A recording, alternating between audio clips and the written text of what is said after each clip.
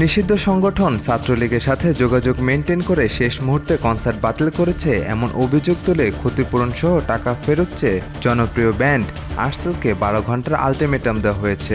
রাজশাহী বিশ্ববিদ্যালয়ের সাবেক সমন্বয়ক সালাউদ্দিন আম্মার নিজের ভেরিফাইড ফেসবুক পেজে এক পোস্টের মাধ্যমে এই আলটিমেটাম দেন। আমার তার পোস্টে লিখেছেন, cultural fascist Artcell Lincoln Artcell আজকের মধ্যে আপনারা ডিসিশন জানাবেন, ক্ষতিপূরণ সহ টাকা ফেরত পাঠাবেন এবং রাজশাহী বিশ্ববিদ্যালয়ের নাম মেনশন করে ক্ষমা চাইবেন।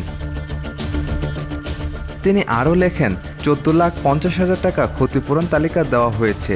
এটা না দেওয়া হলে কোন কোন আইনে মামলা হবে সেটার তালিকা আমরা প্রস্তুত করছি এবং আগামীর কানাডা সফর বাতিলের আওয়াজ তুলব আমরা। পোস্টে আম্মার আরও জানান, তাদের ম্যানেজারের সাথে কথা বললে সে জানায় এটাকে সে মিডিয়ার সামনে চাঁদাবাজি হিসেবে আনবে। আমি এখানে ওপেন ডিক্লেয়ার দিচ্ছি, নিষিদ্ধ জঙ্গি সংগঠন ছাত্রলীগের সাথে যোগাযোগ মেনটেন করে শেষ মুহূর্তে কনসার্ট ক্যান্সেল করেছো।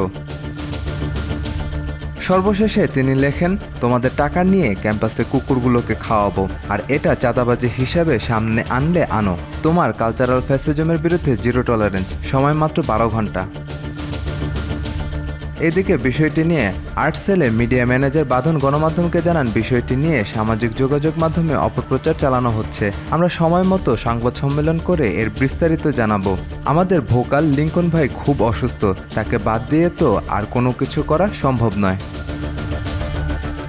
এর আগে গত 15ই আগস্ট রাজশাহী বিশ্ববিদ্যালয়ে অনুষ্ঠিত 36 জুলাই মুক্তির উৎসবে পারফর্ম করার কথা ছিল ব্যান্ড দল আর্টসেলের, কিন্তু হঠাৎই আগের রাতে সামাজিক যোগাযোগ মাধ্যমে তারা পোস্ট করে কনসার্ট বাতিলের কথা জানায়। এতে ক্ষুব্ধ প্রতিক্রিয়া জানায় আয়োজক ও বিশ্ববিদ্যালয়টির শিক্ষার্থীরা। পাশাপাশি আর্থিকভাবে ক্ষতিগ্রস্ত হন আয়োজকেরা।